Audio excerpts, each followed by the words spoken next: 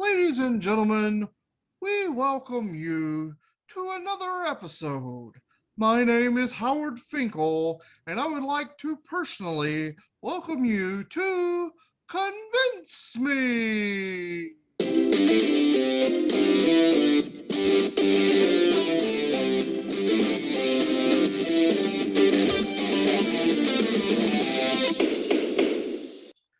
Thank you, Mr. Finkel, and welcome everybody to another episode of Convince Me. I am Andy Rutherford, joined as always, most of the time, by Mr. Brian Bennett, Mr. Casey Elrod. Gentlemen, how's it going? To the three people in attendance tonight and the tens of people listening around the world, I apologize as we get ready to rumble tonight for that awful intro. Awful. So if you see Mr. Finkel again, will you ask him if he is related to Ray Finkel? Are you insinuating his name might be Howard Einhorn? It's just something I need to know for research purposes. Well, we appreciate the Fink doing our intro for us.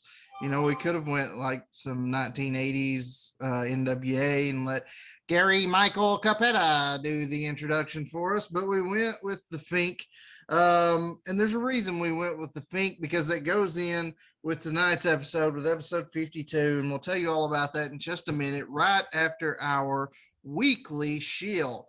Ladies and gentlemen, make sure you're following us on all of our socials. We can be found probably our most active page, facebook.com/Convince Me Show. We're on the Twitter over at Convince Me Show. Occasionally we let you guys pick poll topics or pick the show topics, and we do that through polls. When we have those polls, those can be found over on Twitter. We're on the gram, instagram.com/Convince Me Show. Got some cool artwork over there. That page is gaining a little bit of a following.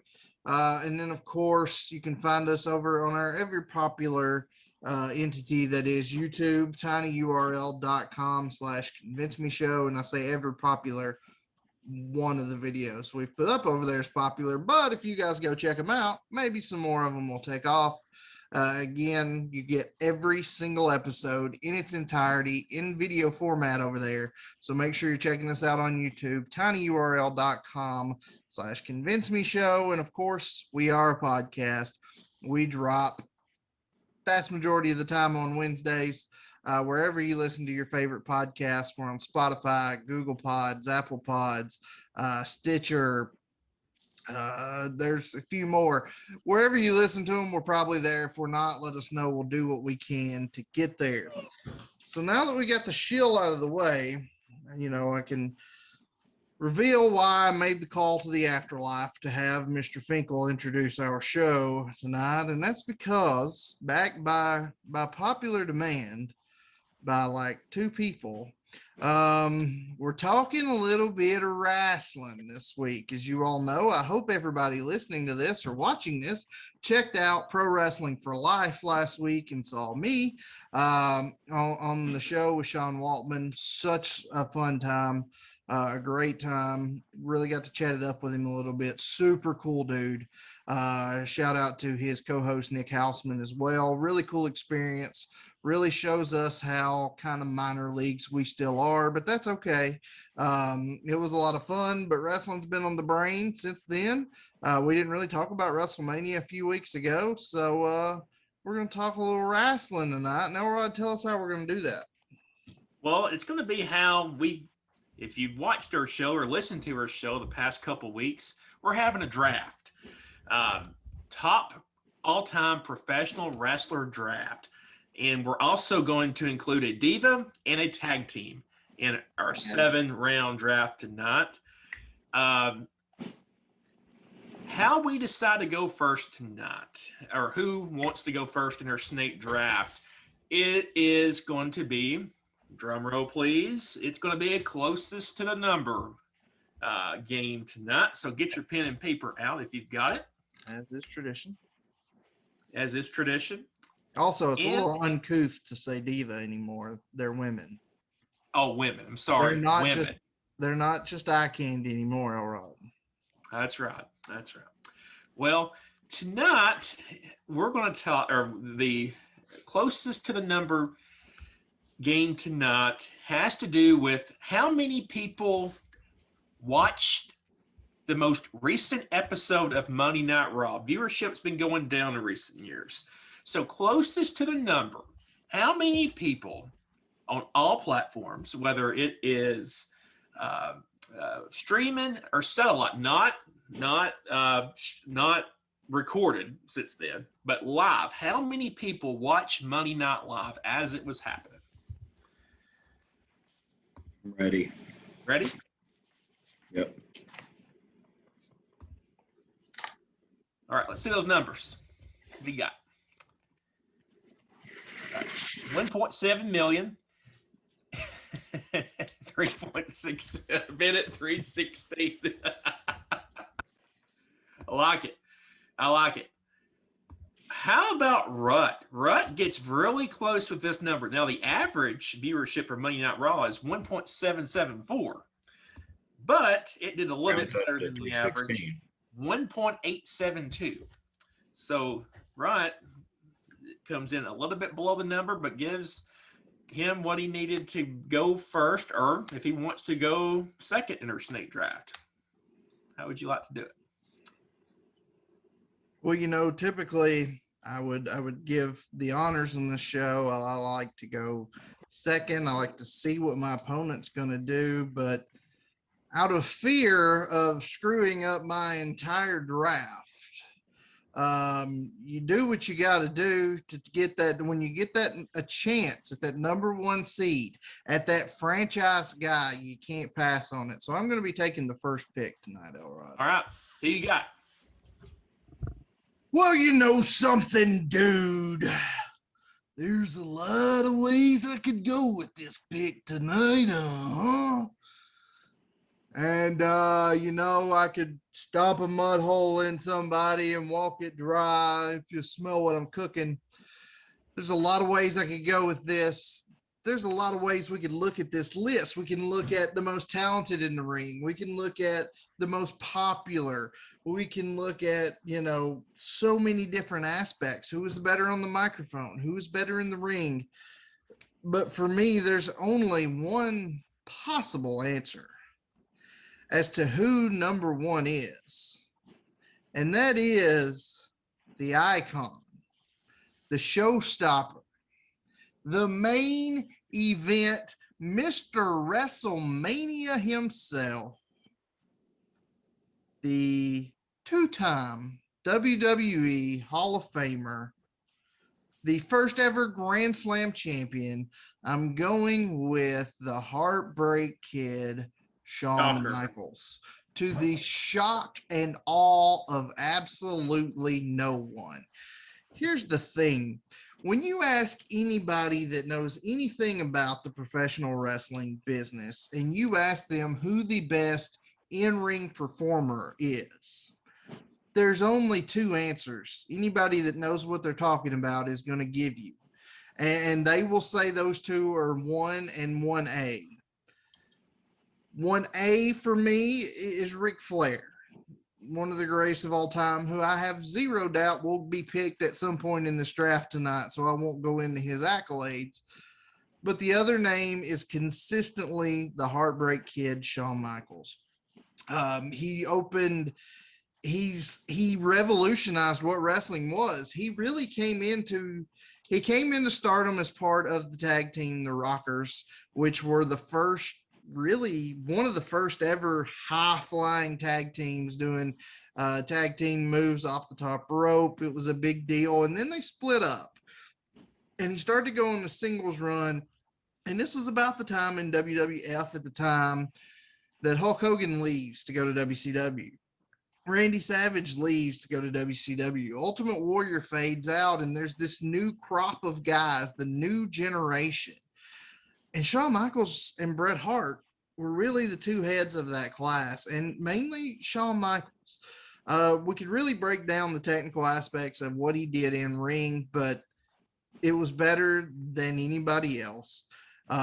He was a small guy in terms of professional wrestling and really started to break that mold to where we see a lot of smaller guys now becoming professional wrestlers. If you ask the current group of professional wrestlers, whether they be on WWE, AEW, whatever it may be, who is one of your influences? It's almost always going to be, sorry, Amber Alert. Don't kidnap kids. It's bad. But when you look at it, he's influenced pretty much what we see today. And he's still influencing. He's a trainer now at NXT. And a lot that's really, as far as a wrestling product, one of the best products out there, and a lot of guys there will attribute that directly to his coaching. So for me, this is a no-brainer. The best ever to step in the ring, the leader at a time when it was hard to be a leader, when all the big names were jumping ship. So I'm going to go with Shawn Michaels. Shocking pick. I mean, you got the crowd out here just in awe at that pick. Let me ask you this, Rut. Is there more in terms of professional sports and entertainment? Is there anyone else that's more hated than Shawn Michaels is in a city than he is in Montreal? Pretty much anywhere in Canada. It's not just limited to Montreal. Of course, there it is. Or was it Toronto? It was the Montreal screw job. But of course, screwed Bret Hart, beloved Canadian. So I'm sure he's probably hated in Calgary pretty bad, which is, Hart country. I think a lot of people have kind of gotten over that in the last 25 years. But for a while there, yeah, it was a pretty shifty situation. Pepperidge Farm remembers. Pepperidge Farm remembers. HBK is off the board. Bennett, you taking second? Well, if HBK's gone, I really don't have anything left to on my paper. I just had HBK 7 times. That's solid. That would have won with me. I mean, that would have won. But I'm not catering to Rud. I got to cater to Elrod. So I'm thinking for my number 1 first overall pick for my squad here, I've got to go with somebody that has even less hair than I do. I'm going with the Texas Rattlesnake himself, Stone Cold Steve Austin. Now, Stone Cold, he was an active wrestler from 1989 all the way up to around 2003. And there during like the mid to late 90s, there was nobody that was more important to wrestling in the Attitude Era than Stone Cold. Before he was Stone Cold, he was known by a few other names. In WCW, he was Stunning Steve, 91 to 95. And then he switches over to then WWF, now known as WWE. And he drops the Stunning Steve and becomes Stone Cold Steve Austin. And it was a good move for him. His character absolutely took off.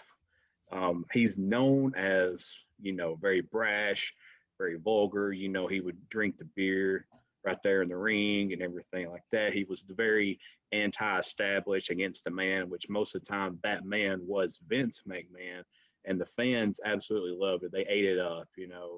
Nobody, I think, if you look at it in wrestling as a whole, there's probably people that were as popular and maybe even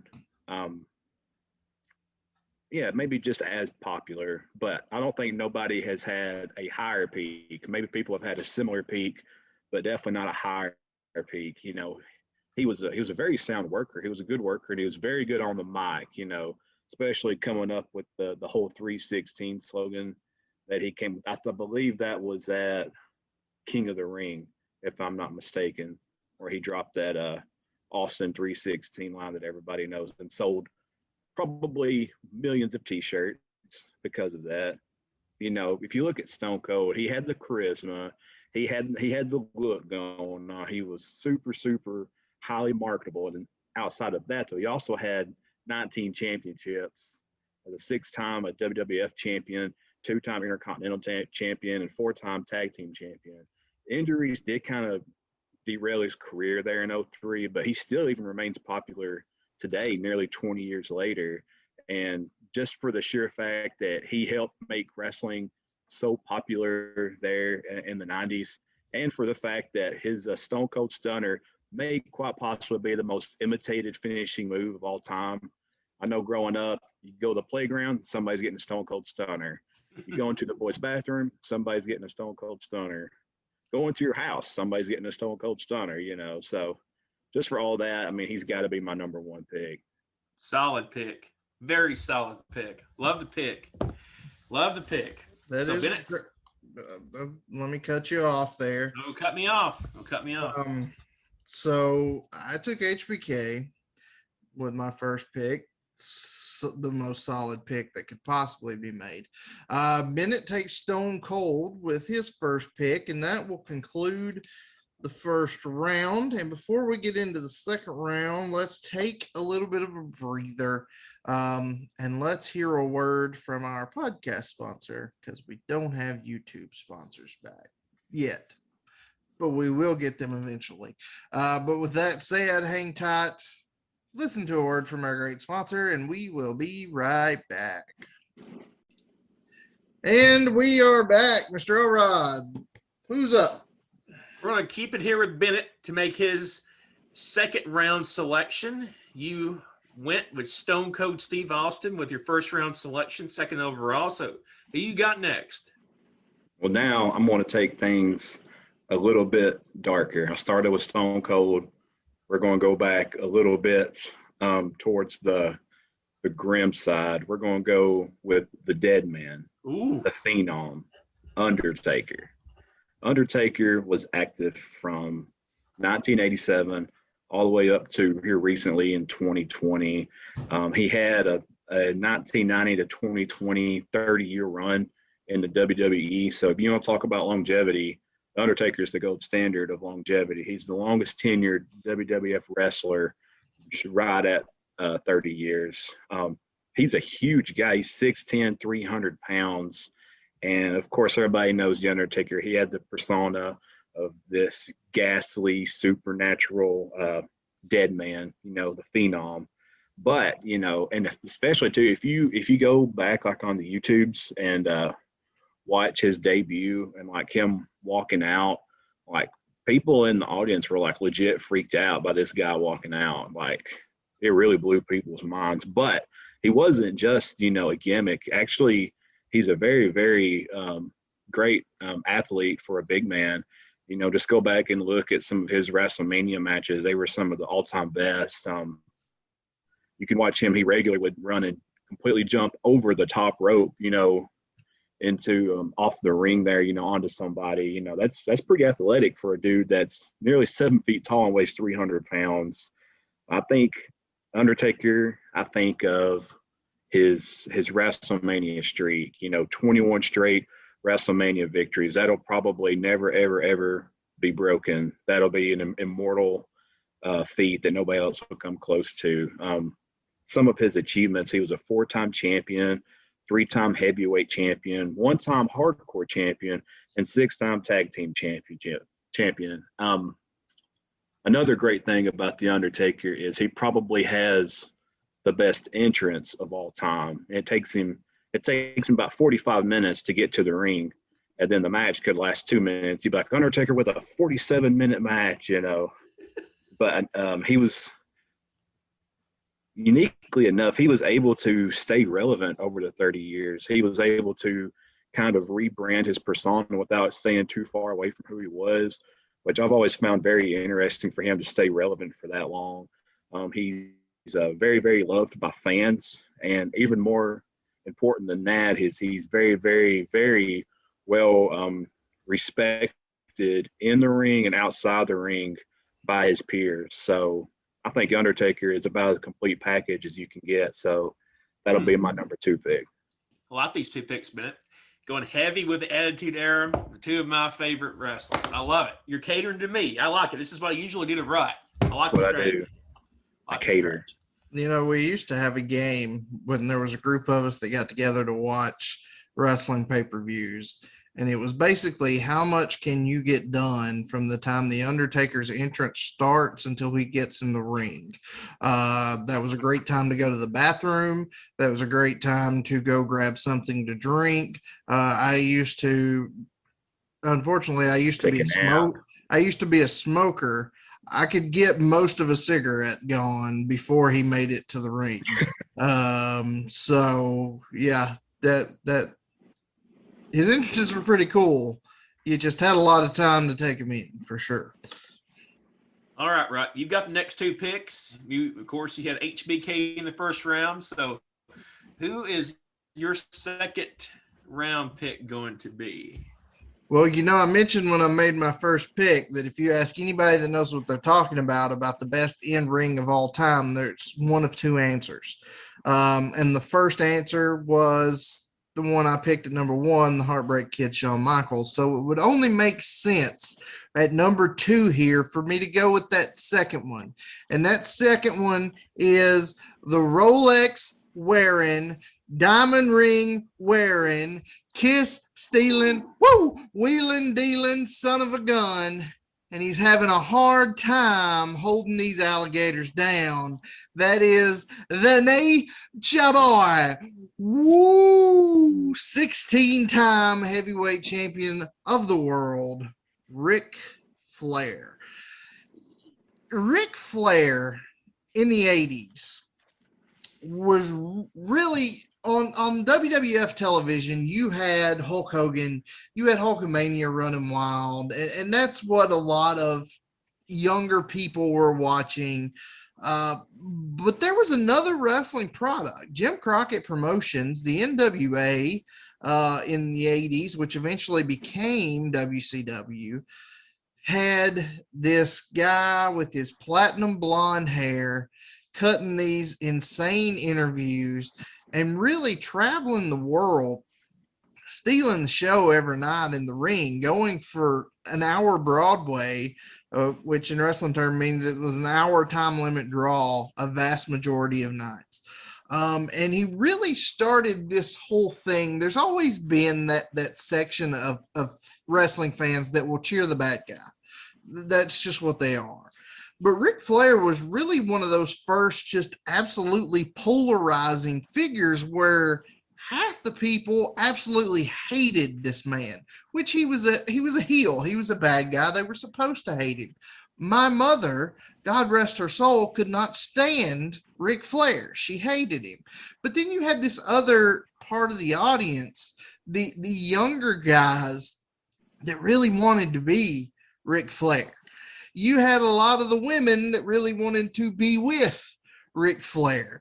And to be completely, he did it in the ring, and he also on the microphone, maybe the greatest of all time. Some of the greatest interviews with the passion and the innuendos he would throw in there, which in the 80s was not something that happened all the time. This is well before the Attitude Era. And, telling he was the leader of the Four Horsemen, and they would tell the ladies on Saturday morning television, on their weekly television, we're going to be in Baltimore tonight at the Marriott Hotel out by the airport, all women ages 18 to 38. And that was legit. They were at the Marriott by the airport, and had a lot of female visitors between the ages of 18 and 38. Really, he took the nature boy, the lavish lifestyle, and he lived the gimmick. It caused him financial problems later on in life because he couldn't sustain it, but he really was a jet riding limousine, or jet flying limousine riding son of a gun with his Rolexes, his shoes that cost more than your house. He said that in promos, but it wasn't necessarily false. And you just add that up. You add that on top of how great he was in the ring. At the time, this kind of ended in the 80s. Ric Flair was really the last traveling world champion. The way the NWA worked, you had a world champion that traveled all across the country and some to other countries, to Puerto Rico, to Japan, defending that NWA championship against the top guy in each territory, wrestling for 60 minutes every night for months and months and months without being able to go home. That used to be a normal thing, and Flair was really the last traveling world champion. One of the two best ever to do it in the ring, one of, if not the best to do it on the mic. And it wasn't a gimmick. It wasn't a character. That's kind of who he really was. And he's somebody that even may be more popular today than he was 30 years ago when he was on top. He's all over commercials. He's all in locker rooms of different NFL teams and college teams giving pep talks. He has a rap song, Ric Flair Drip, came out a couple years ago. He's just as popular in pop culture now as he ever was. Woo! What a pick. HBK, Ric Flair. Who doesn't love Ric Flair? Who doesn't like a Ric Flair? So, right, we'll stay here with you. Who opened up the third round for us, and who you got? What's crazy is that this guy fell to the third round. I mentioned Flair was over in the NWA doing his thing. But in the 80s, when you talk about wrestling, more people are going to talk about somebody. It's somebody we've done a whole entire show on. Quite possibly the most popular wrestler across the world of all time. And that is, at the time, the immortal, the red and yellow Hulk Hogan. In the 80s, Hulk Hogan was pop culture. The popularity of wrestling in the 80s, here's the thing. We're coming out of a pandemic. One of the first events to allow fans back in this past year was WrestleMania a couple months ago in Tampa. Now, they didn't fill the stadium, but they still sold about 40,000 tickets. WrestleMania was built on the back of Hulk Hogan.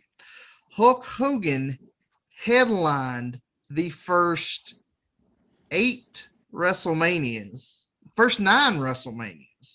before he left WWE. He was in the main event of the first 8. He was not in the main event of WrestleMania 4. So 8 of the first 9 WrestleManias, he was in the main event, which is just insane to talk about. And a lot of folks, when you say pro wrestling, even if they don't watch wrestling, they think about Hulk Hogan. We've discussed in another episode on the show, he's probably the best baby face of all time, the best good guy of all time, telling kids to eat their vitamins and say their prayers. And he's also transitioned in the 90s when that was kind of getting stale to being one of the best bad guys of all time. Now he's had some legal troubles and some PR troubles in the last handful of years, but Hulk Hogan is still very, very much a popular name when people think of wrestling. And we look at people like The Rock, who is obviously the biggest movie star in the world right now. We look at how popular Stone Cold Steve Austin was in the 90s, and those guys were.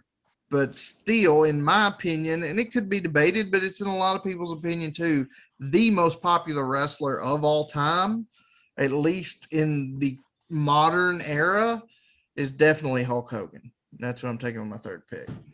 Getting Hulk Hogan at overall number 5. That's surprising that he fell to 5. Value He's pick. top 3. So Surprised as y'all are. great value pick. Great value pick. All right, Ben, you've got the next 2 picks. To recap your first 2 selections, you went with Stone Cold Steve Austin at 1. Then you had the Dead Man with your second pick. So your third round pick, who you got? Well, I'm in a little bit of a pickle because my number 3 guy was Hogan. Mm-hmm. And then another one of my guys that I had high up, Ric Flair, took as well. So I'm down 2 picks that I had. But, I'm thinking there's been a lot of good talent over the years. A lot of these guys were good at this, good at that. So a lot of times it's really hard to separate, one guy that sticks out from the crowd. But one thing we know is true is the cream rise to the top. Oh, yeah. I'm going to go my number 3 pick with the Macho Man, Randy Savage. Oh, yeah. He was active from 1973 all the way through 2004. Side note, he almost had a MLB career, but decided to go with wrestling instead of baseball. So I thought that's pretty crazy. I think he was with the Cincinnati Reds in their organization, but decided to not play baseball. Figured he'd give the wrestling thing a shot, and it turned out pretty good for him. He was in the WWF from 1985 through 1994. Then he jumped over to WCW and was there from 94 into 2000. Vince McMahon, who it's no secret that Macho Man Randy Savage and Vince McMahon kind of had a very long time, kind of strained relationship. But Vince McMahon said that the Macho Man Randy Savage is one of wrestling's all-time greats. I think even people that don't know anything about wrestling know about the Macho Man, known for his deep, raspy voice, the flamboyant costumes, come out to the pomp and circumstance. He had the sunglasses, which may be the coolest sunglasses in wrestling history. There's another guy up there too. And of course, everybody knows Macho Man for his, oh yeah. Everybody knows the, oh yeah. But other than just that, he's one of wrestling's most intense and skilled wrestlers in the ring and also on the mic. Go back and look at some of the promos that Macho Man would cut there, and you would just be sitting in your chair and you feel like you just drank like 4 Red Bulls just because of the intensity and the energy that he brought just by talking into the mic. And even inside the ring too, he's a very, very gifted wrestler, very technical wrestler, very athletic wrestler. And even in the 80s, as popular as wrestling was and as much attention as Hogan was getting, I would dare say, Macho Man being a heel was literally on Hogan's heel as far as popularity goes. He was almost as popular as Hogan was. If you look at some of his accomplishments, he was a WCW World Heavyweight Champion 4 times. In the WWF, he was the Intercontinental Champion, and a lot of people argue that he's the greatest Intercontinental Champion that WWF's ever had. He was also a 2-time heavyweight champion, and 1987 a King of the Ring winner. So, and also too during his time at WCW, he was a member of NWO. So like Macho Man was all over wrestling.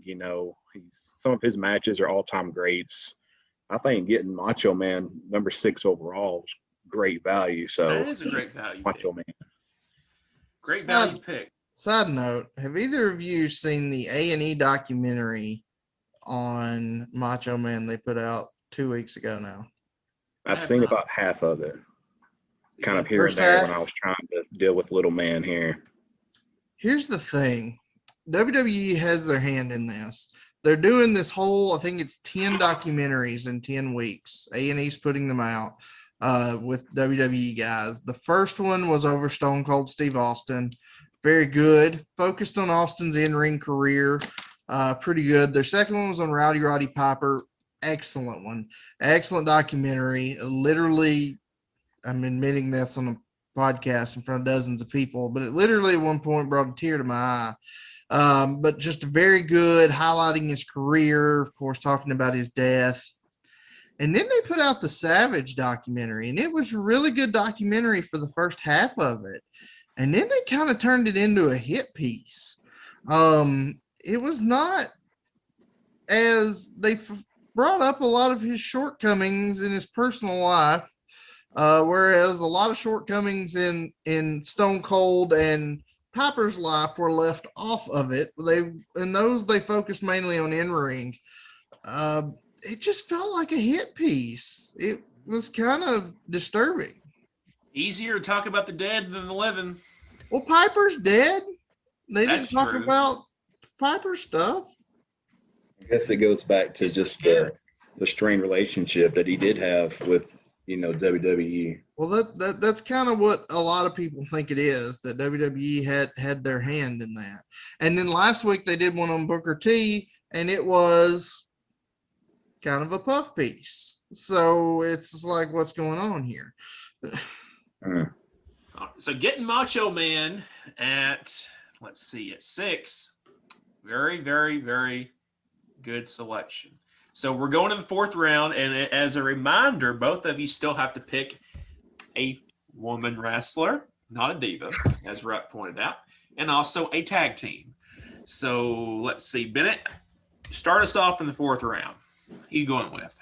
Well, for the 4th round, I'm going for a guy who was kind of a bit of a failure, really. I'm surprised he's even on this list. He hasn't really done a whole lot. He tried his hand at football, which granted, a lot of it was some injuries to him, but it didn't work out for him. And then he tried his hand at some wrestling gimmicks, but it didn't quite work out for him. But he figured it out, and he decided to become an actor, and that's worked out well for him. I'm going to give my 4th pick to the Brahma Bull, Dwayne "The Rock" Johnson, Rocky Maivia, the most electrifying man in sports entertainment. Mostly he was in WWF from 1996 through 2004, and then he did kind of go off to pursue some acting. I guess it worked out a little bit for him doing the whole acting thing. I personally would have stuck with the football career, but he did play at Miami, so that's part of his problem there, going to Miami. And he did kind of wrestle part-time from 2011 to 2013, and then he came back in 2016. It's kind of an off and on. Really unique about The Rock, he's a 3rd-generation wrestler. He started out as Rocky Maivia, which did okay at first, but his character kind of started to get stale, like we've talked about before in our Rock versus Stone Cold episode. And he's supposed to be a face, and fans are turning on him. They're getting tired of it. His gimmick was very tiresome. So he is able to rebrand himself as the most electrifying man in sports entertainment and became The Rock. And when he did this, he became one of the biggest superstars in the Attitude Era and one of the biggest superstars of all time. He inside the ring, he had some pretty decent skills. I never really cared a whole lot for his finishing moves, but I do think he took some really great bumps. But what he's really known for is his mic skills. Up there with the best. I'm up there with Ric Flair as far as mic skills, I think. Very, very charismatic, very cocky, great trash talker, and he had some really, really catchy sayings. When it's all said and done, he was a 10-time world champion, 2-time intercontinental champion, and a 5-time tag team champion. So, and any time that you hear The Rock's music come on, the whole arena would just completely light up, and you can feel the electricity. It's pretty special. So The Rock was just able to bring an element to himself and really market himself probably better than anybody ever has. So I'm gonna have to go with The Rock. Good gosh, but I just looked at this list here on the big board. You got Stone Cold Steve Austin, The Undertaker, and The Rock. Bennett is stacked for some WWF mid to late 90s. I love it. He's gonna be tough to beat, right? He's gonna be tough to beat. So we're gonna shift to Rut again, his 4th round pick. And a quick recap: you have HBK, Ric Flair, and Hulk Hogan. So where are we going next? Where I'm going next, got to take this pick here to avoid Bennett taking it from me. And I'm going to pick my tag team here. And quite frankly, I'm going to pick the most popular tag team of all time, the greatest tag team of all time.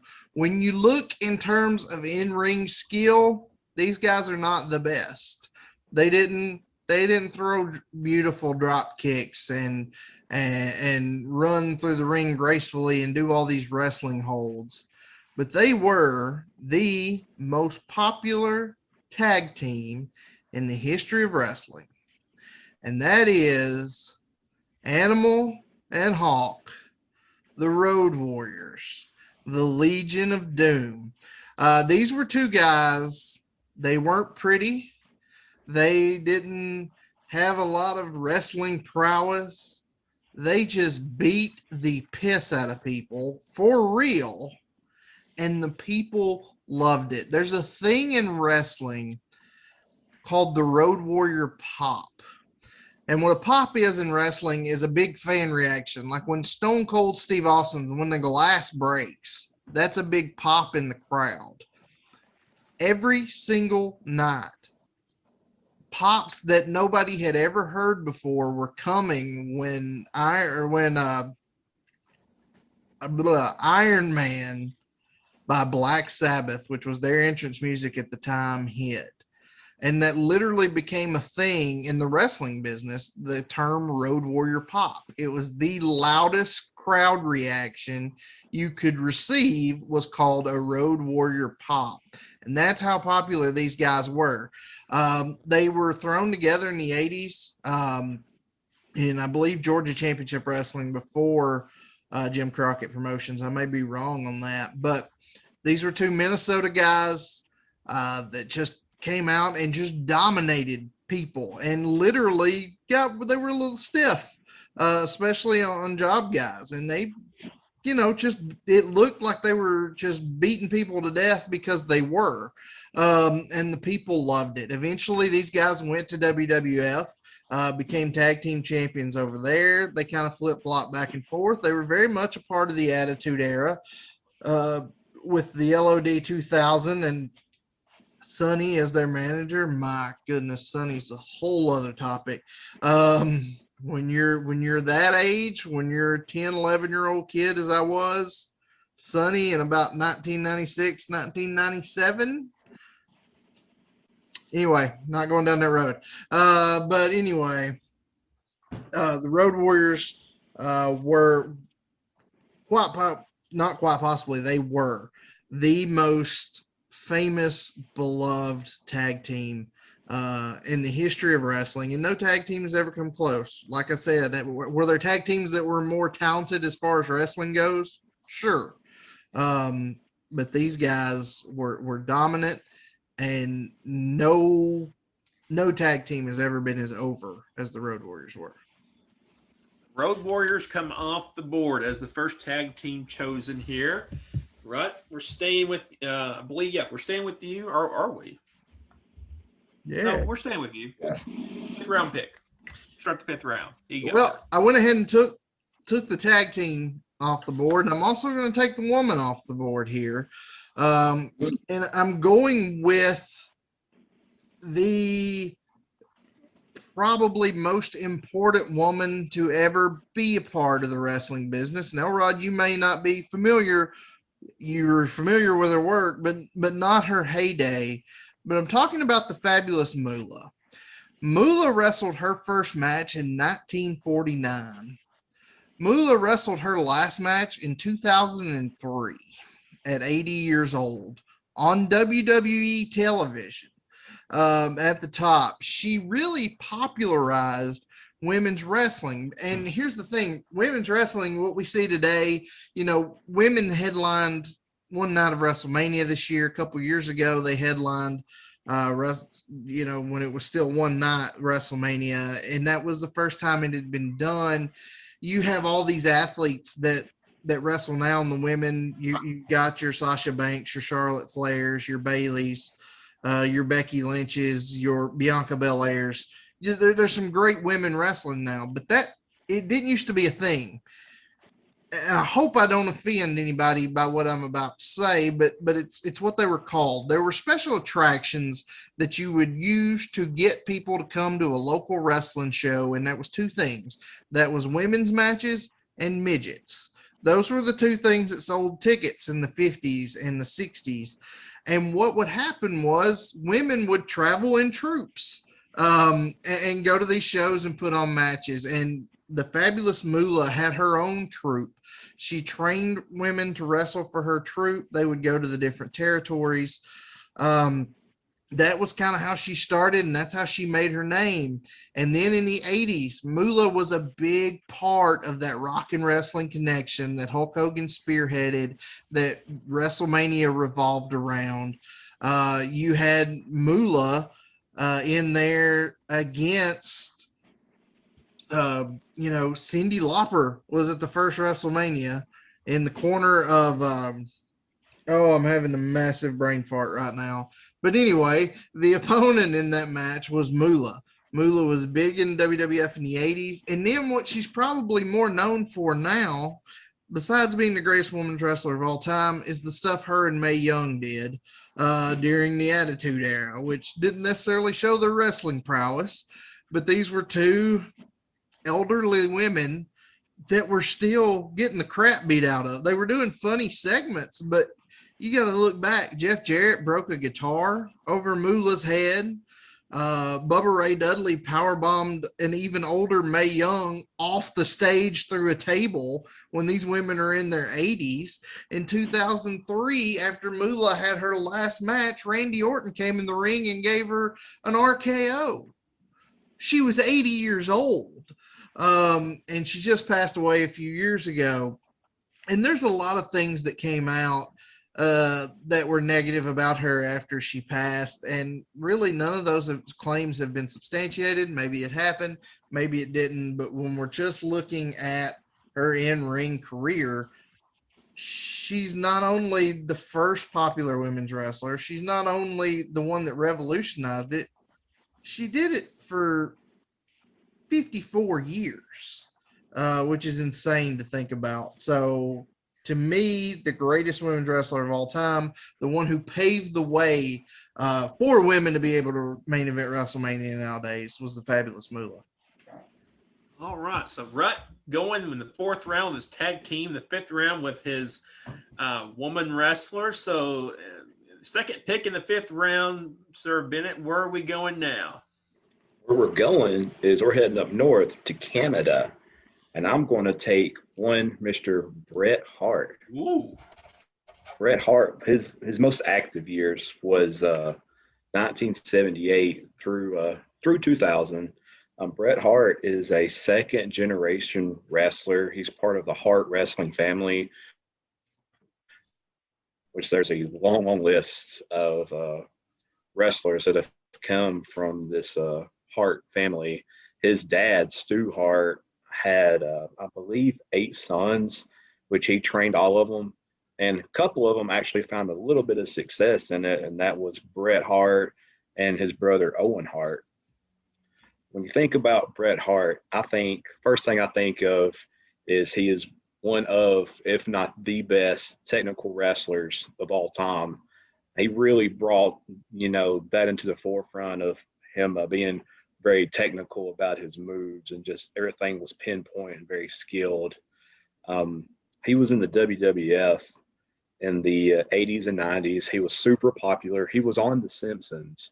You know that you have made it in the world if you've been on The Simpsons.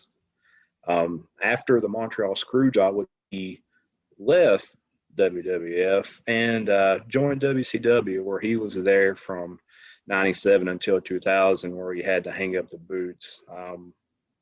He headlined 3 WrestleManias while he was in WWF, and for his total wrestling career, he's held 32 championships, 17 of those between WWF and WCW. He was a 5-time world heavyweight champion, a 2-time WCW world heavyweight champion. Really, really interesting fact about Bret Hart is he held championships in 5 different decades, from the 70s all the way up through the 2010.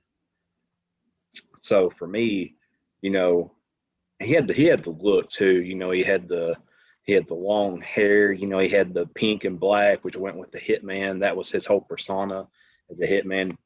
I must be a sucker for sunglasses, because if Macho Man is 1 with the coolest sunglasses, Bret Hart is 1A with the sunglasses. So for me, Bret Hart, he's the best there is, the best there was, the best there ever will be, and he's my number 5 pick. Like it. Bret Hart, Still going very heavy 90s. I like it, though. I like it. So open us up and bring us your first 6-round pick. Bennett, who's it going to be? We're actually, funny enough, we're actually going to stay right up here in Canada for my my 6th pick.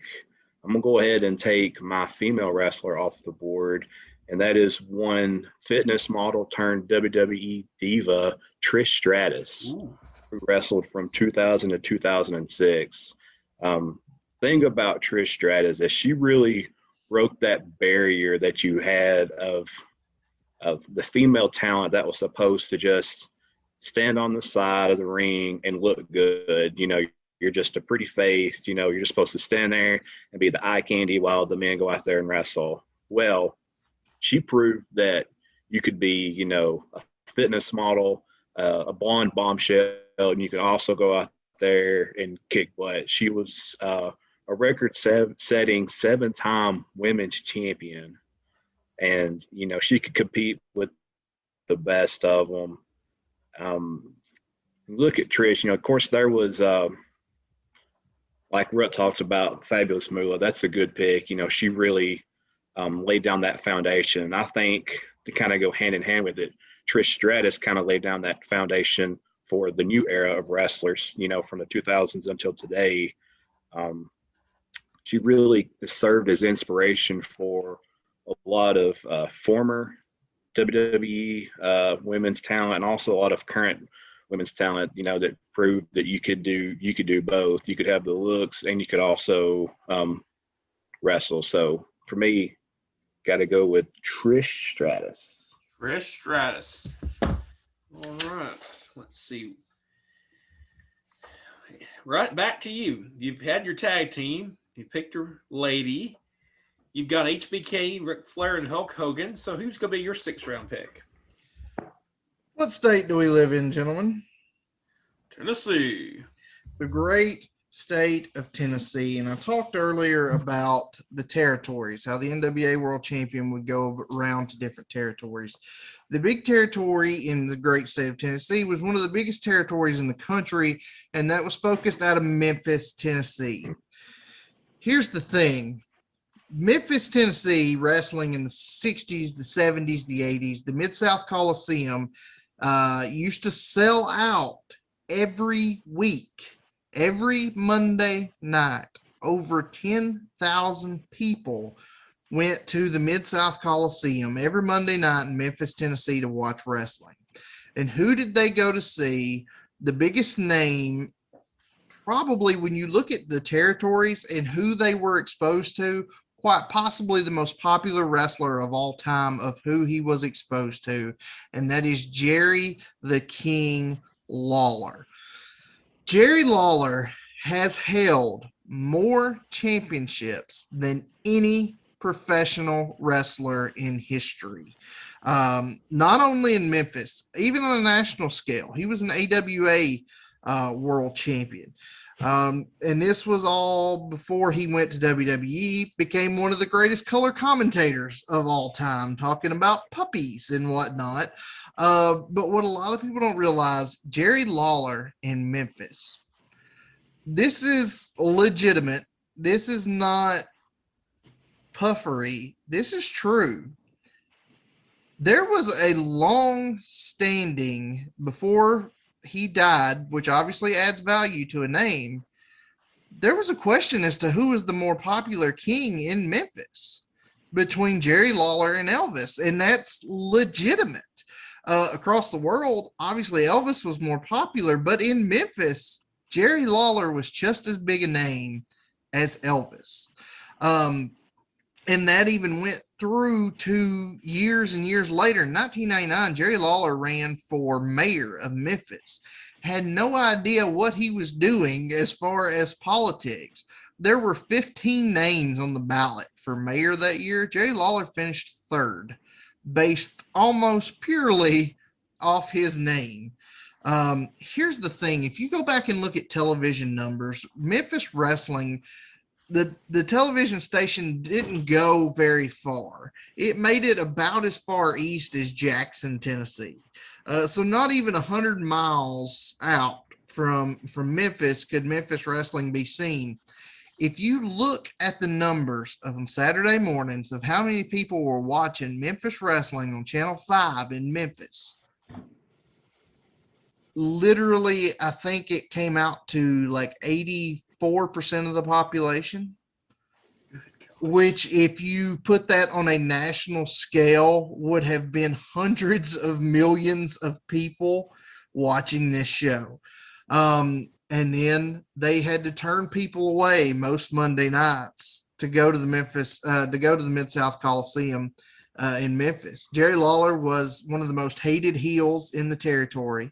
Then he became the most over babyface in the territory. Heels, they would bring in heels to face Jerry Lawler, and they couldn't stay there very long because they would get heat on Lawler, and then it would be dangerous for those heels to be out and about in Memphis because the people believed in it, would want to get back at Lawler, get back on behalf of Lawler. He was in that area. Jerry Lawler was more popular in Memphis than any wrestler has ever been anywhere. And that's just a fact. Now, granted, he did go to the WWF in the early 90s, and to a lot of people, it was the first time they'd seen it. In Memphis, he was God, but under the territory system, a lot of other people didn't know who he was, except for the incident that really was the most famous wrestling incident for years and years and years, and that's the work he did with Andy Kaufman. When Andy Kaufman came to Memphis, of course, Andy Kaufman, a big TV star on Taxi, worked an angle with Lawler, and then they went on the David Letterman show, and Lawler legitimately smacked Andy Kaufman on television so that they could go back to Memphis and do more matches and get more people to come. And that was an angle that Vince McMahon Sr. didn't want to do. He didn't want to work with Andy Kaufman. And Jerry Lawler said, well, bring him to Memphis. And they had one of the most famous wrestling angles. It was the most famous wrestling angle for a very, very, very long time. The most popular wrestler in one location anywhere. I'm taking Jerry the King Lawler. Like the pick. Right. Finish your list out. Your 7th round selection. You pick. We'll just recap your picks so the viewers can know. HBK, Heartbreak Kid, Shawn Michaels, Ric Flair, Hulk Hogan. Your tag team was the Road Warriors. Your female wrestler was the fabulous Moolah.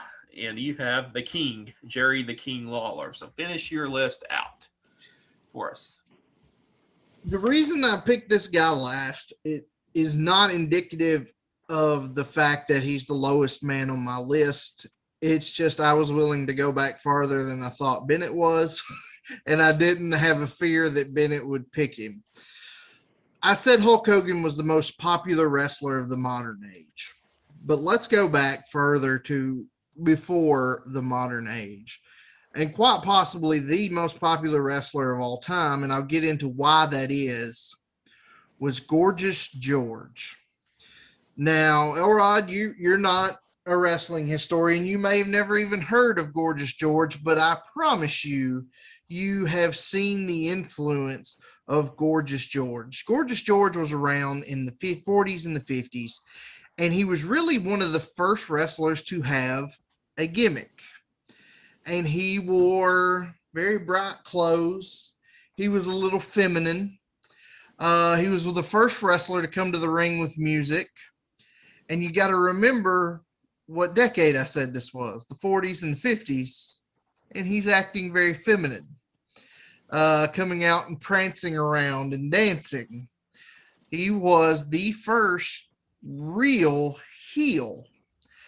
But one of the reasons why George was so popular is because his heyday, his biggest, his prime, so to speak, coincided with the widespread availability of television.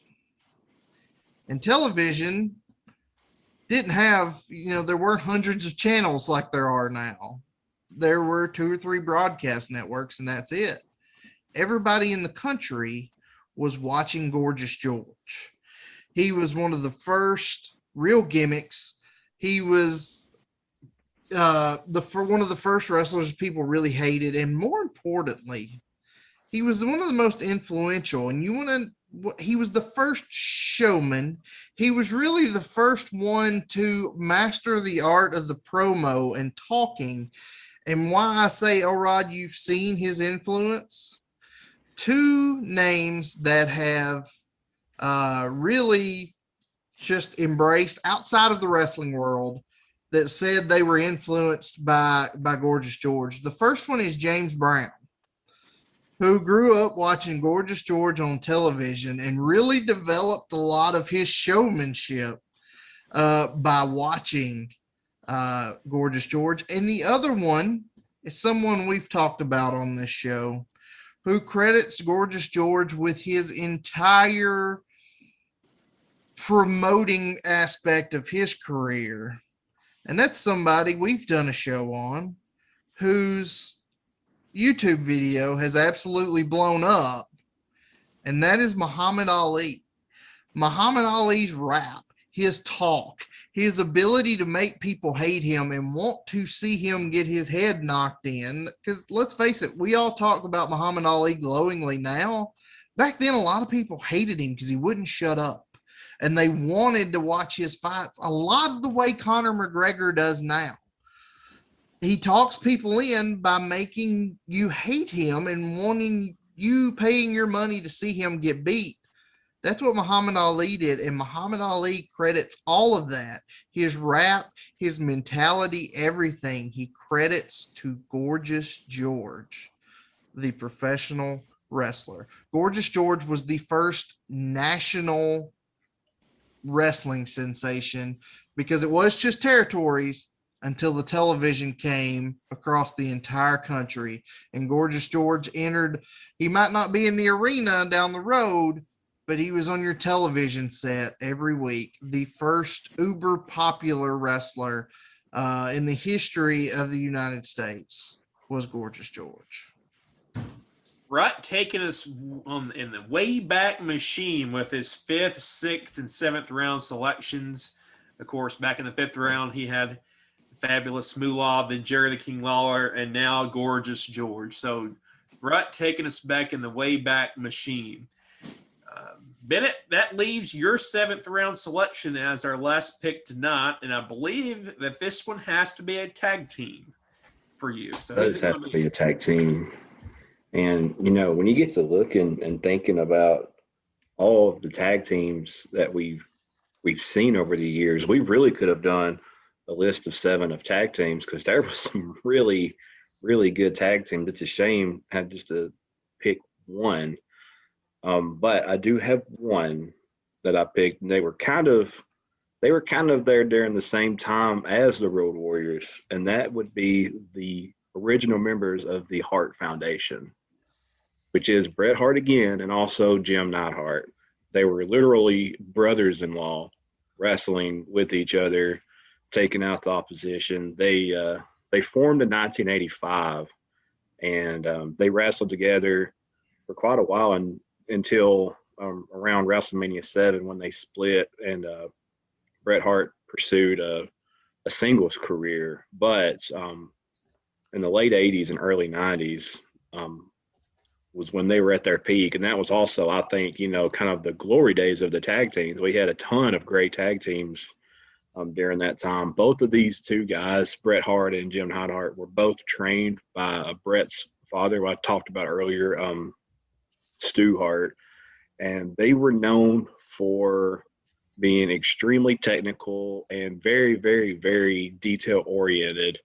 I know Rut said, you know, that there was people that were better technicians in the ring than the Road Warriors, and I think Hart Foundation is definitely one of them. And one thing with them that I found very interesting is, you know, since they did kind of have that bloodline, you know, they worked very, very well together. You had Neidhart, who was like, he was like the power. He was the strength of the two.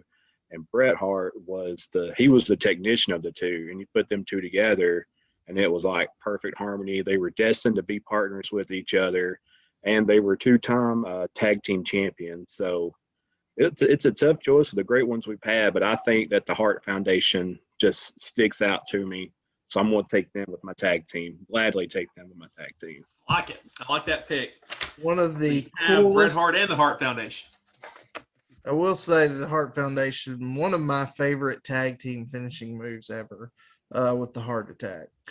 Granted, the Doomsday Device with the Road Warriors, probably my favorite, but the Heart Attack was also a really cool move too. I might be burying myself, but with the Road Warriors, little me being, 4, 5, 6 years old, you see the Road Warriors come out, and they're big, imposing bodies anyways, and they've got the face paint on, they've got the shoulder pads with the spikes on them, and they're just going out and just wailing on people. That's pretty cool for a little kid. Yeah. You wanted to get those spiky shoulder pads like they had. Never did get them though, but maybe one day. Well, that will wrap up round 7. What I want to do before I go into who I believe should be the winner tonight is go over some people that didn't make the cut in our draft tonight. People that some might consider to be snubs. These are people that were left off the list that when you look at other lists, sometimes they find their way into others' top 10. Ultimate Warrior. Yeah.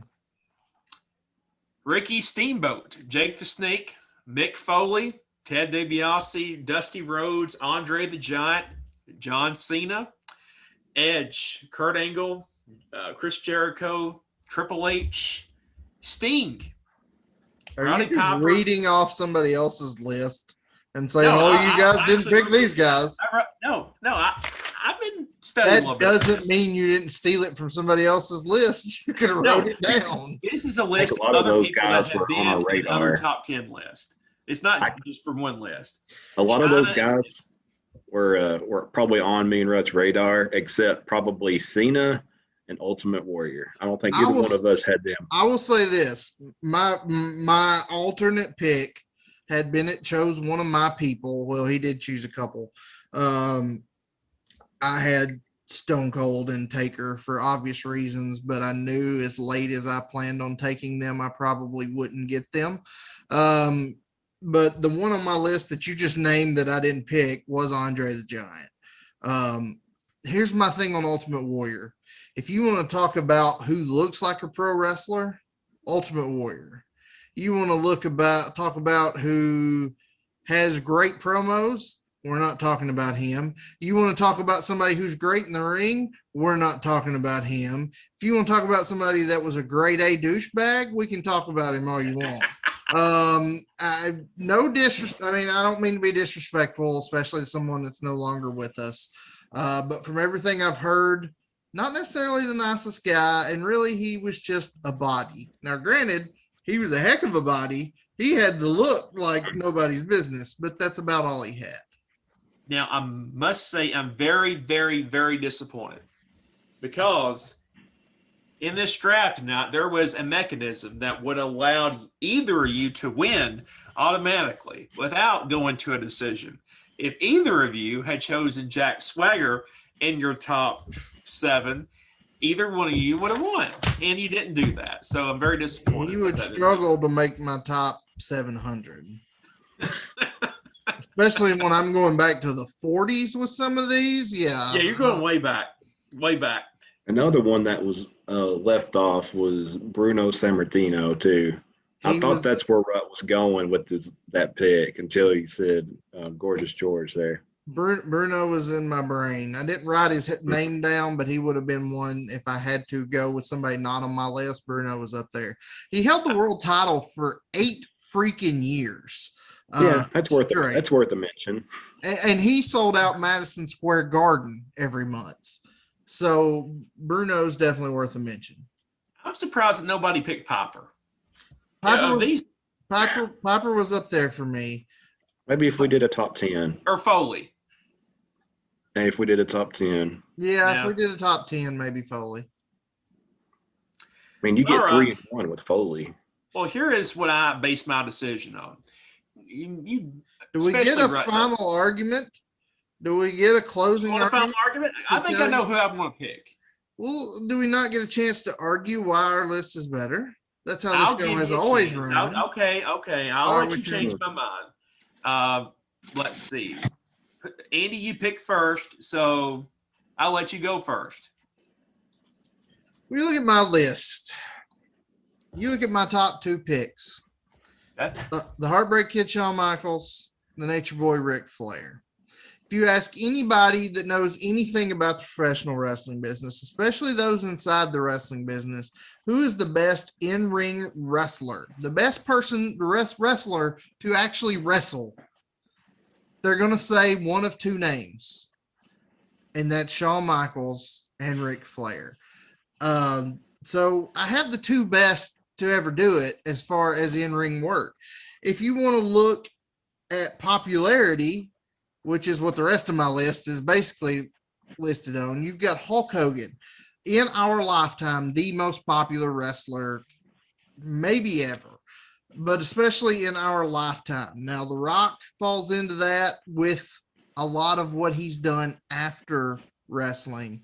But as far as what he's done while wrestling, the only other comparable person to Hulk Hogan, as far as wide popularity, would be Stone Cold Steve Austin. But Hogan in the 80s was part of pop culture. So you got that there. When you look at my tag team of LOD, the most popular tag team of all time, the greatest reaction in wrestling you can get is a Road Warrior pop, because they got the greatest reaction you could ever get. They're the most popular tag team of all time. Fabulous Moolah is the pioneer of women's wrestling. She did it until she was 80.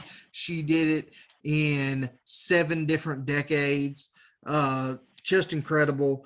When you look at Lawler, the most popular wrestler in one location ever, literally Elvis was more popular everywhere in the world except maybe his own hometown. Interesting side note, when Elvis died, Memphis Wrestling was in contact with Elvis's people because, Elvis did karate. They were trying to get a match. They were in talks for a match for Elvis to participate in a wrestling match, karate versus wrestler, King versus King, Lawler versus Elvis in Memphis, which would have been a bigger deal than the Kaufman thing. And then Gorgeous George, the first wrestling superstar, the first person that non-wrestling people saw and were drawn into, and somebody that's influenced. It can still be seen today, 70, 80 years later. So the 2 best to ever do it, and then the most popular ones to ever do it. That's my list. I got you. Bennett, take us home. Why is your list better than his? There's a few things you look for when you want to go with a wrestler that has a complete package.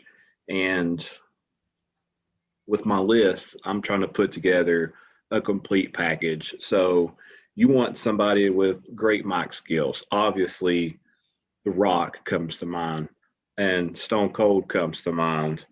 You want somebody who was very charismatic, very popular. Again, you've got Stone Cold and The Rock. Nobody was bigger in the 90s and 2000s than those 2 guys. You want to look at longevity. Undertaker, like I said, 30 years with the WWF, the longest tenured wrestler in WWF history. You want your guys or women to be very technical in the ring. Look no further than Macho Man and Bret Hart, and to a further extent, the Hart Foundation, very, very technical in the ring. You want them to have the looks. And I've got a wide array of looks. I've got the Undertaker, the big, intimidating, imposing phenom there. I've got Macho Man with his flamboyant sunglasses and the outfits that he wore. You look at some of these other guys like Stone Cold, The Rock, just your prototypical wrestler. Then you talk about looks. We can talk about Trish Stratus and her looks, but I want, for sure. You want guys that can cut a good promo, again, great guys on the mic. All these guys I have, Stone Cold, The Undertaker, Macho Man, The Rock, Bret Hart, all of them were great on the mic to cut promos, especially Macho Man and The Rock. And you want somebody who is going to be a pioneer, somebody that's going to pave the way. And I think that's exactly what Trish Stratus did too for today's quote unquote divas that we have today. She kind of laid down that foundation for them. So I think I've done pretty good as far as amassing my squad for a complete package of wrestlers. I'll go on record and say I like both of these lists. I'm going to start off by talking about Andy's for a second. I mean, the fact that you've got HBK, Ric Flair, and Hulk Hogan, you could make a solid argument for any of these three being a top overall selection. A person can make the argument. And if you look at Bennett's top three, you got Stone Cold, the Dead Man, the Undertaker, and Macho Man. That's also a very solid first three selections. Andy, he had the Road Warriors in the back part of his draft. He took us way back, and I'll be honest with you, I've never even heard of Gorgeous George before you talked about him. Now that shows my limited wrestling, I guess, history that I know of. I like the Lawler pick. I did have to Google the fabulous Moolah, but I do remember seeing her face, not really necessarily her name, but her face. I remember. You got to remember, I'm a lot younger than y'all, about 4 years. So I don't remember a lot of the mid-90s stuff. You just sat here and applauded Bennett and praised Bennett. Oh, Mr. Attitude Era. Mae Young and Moolah were around during the Attitude Era. Okay. And there weren't a lot of 70-year-old women then. It shouldn't be that hard to remember. The steal of this draft, I didn't think that there could be a bigger steal than getting Hulk Hogan at 5. But getting The Rock at 8, that's criminal how far The Rock fell this draft. At 8? So Hogan is a steal. The Rock is also a better steal, in my opinion. Getting Bret Hart at 6, Trish Stratus. I mean, both of these lists are good. I like how you went back in time, right, on some of your picks. But when you have Stone Cold, The Undertaker, Macho Man, The Rock, Bret Hart, Trish Stratusfaction, and you've got the Hart Foundation, tonight's victory belongs to Bennett. Bennett has the better draft, in my humble opinion. Others may disagree.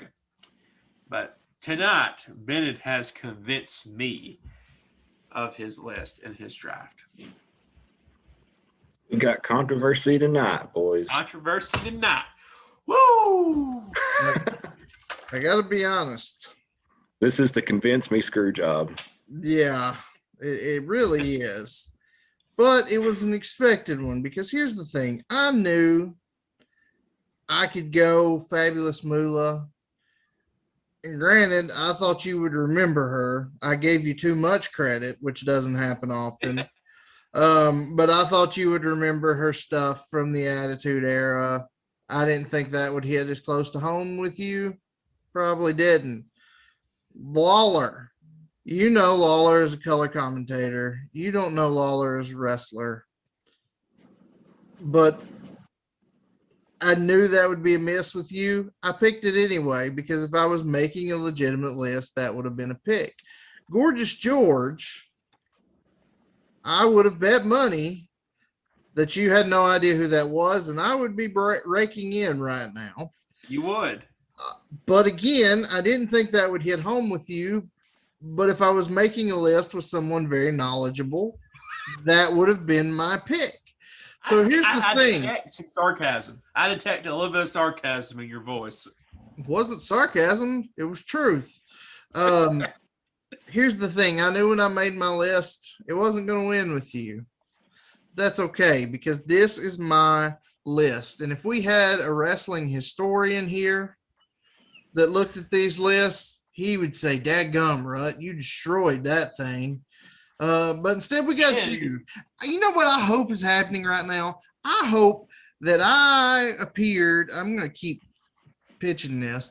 I was on Pro Wrestling for Life with Sean Waltman last week, and I hope I plugged this show on that show. And I hope we have new listeners this week that are wrestling fans due to that appearance. And I hope they jump on the bandwagon, and I hope they go form a tag team with all the Marvel fans out there, and the anti-Elrod movement will be running wild like Hulkamania in the 80s, brother. And it's going to run wild on you. Who do you think hates me promo right here more? on the People show. that watch wrestling in the 50s, the 80s, or the Marvel crowd? Who do you think hates me more? Marvel crowd, because people that watch wrestling in the 50s are dead. You're probably right. You're probably right. Congratulations, Bennett. Thanks. You know, obviously mine's heavy with the Attitude Era, but It is. that's what I knew best. No Eric Bischoff either. What the crap, guys? Come on. No Bischoff, no Swagger. He wasn't a wrestler. Didn't want to win. Got to play to win. If I was going to pick promoters, I'd have picked Vince McMahon. If we're doing an all promoters list, I'll pick Vince McMahon and win. But I didn't, because, you know, I picked the best to ever do it like I did at number one, but that still wasn't good enough for you. Well, It's like that, it's like letting a dog catcher judge a dog show. If they got some dog catcher from backwoods Tennessee to go judge the Westminster Dog Show, well, he knows a thing or two about dogs, but can he really properly judge them? this is I don't brutal. think so. This is brutal. He's comparing me to a dog catcher in like a small county in Tennessee. There's nothing wrong with dog catchers. They just don't judge the Westminster Dog Show. He's a little bit butthurt, Bennett. A little bit butthurt that him and his boy HBK didn't win tonight. As usual. Hopefully, after the screw job we just had, Rut doesn't abandon and join another podcast. How about Bret Hart finally giving some justice to HBK? How about that? That happened tonight. Finally getting justice. Well, ladies and gentlemen, Elrod screwed Elrod tonight, but that's okay. Screw job has happened. And it is what it is. I expected this. I knew with my names I had on my list, I was not going to win. But you know what? The best doesn't always win. Sometimes you got to know your audience. Last week, Bennett knew his audience when he won the draft. This week, Bennett knew his audience when he won the draft. To me, this wasn't about winning. To me, this was about being the best. And if being the best doesn't win, then so be it. But that's okay. Congratulations to Mr. Bennett, who had a solid list. I will not disparage anybody's name on his list, even if he does have 3 Canadians on it.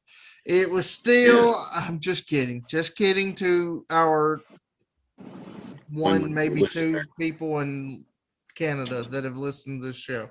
I almost said he had 4, but really he only had 2 because technically Neidhart was not Canadian. He just married Canadian, and Bret Hart's on his list twice. So really just Bret and Trish. But anyway, my list is, as Hulk Hogan's mantra when he first came to WCW, American made. But anyway, that'll do it for episode 52 of Convince Me. We will be back next week with something good, something entertaining. Gentlemen, any parting thoughts? You know, of all the losses I've dealt you on the show, Rod, I think I just get the sense this is the most bitter defeat you've had in terms of your comments toward me. Very bitter defeat. It's okay. You're an ignorant judge. It's okay. I didn't expect to win, and that's fine. Bennett, parting words? Yeah, I'm going to say that here tonight, my list is the best there is, the best there was, and the best there ever will be. Oh, yeah. because that's the bottom line. I like it. Solid. Rush. This show was Rush back next week. We'll see you then. Until then, you want to know what next week's show is? Check the socials, Facebook, Twitter, Instagram. Go follow us on YouTube. Leave us wherever it's YouTube, whatever platform you listen to. Leave us a comment. Leave us a 5-star review. Those things really help us. Until next week, for Mr. Bennett, for Mr. Elrod, I am Rut. This has been Convince Me. Peace.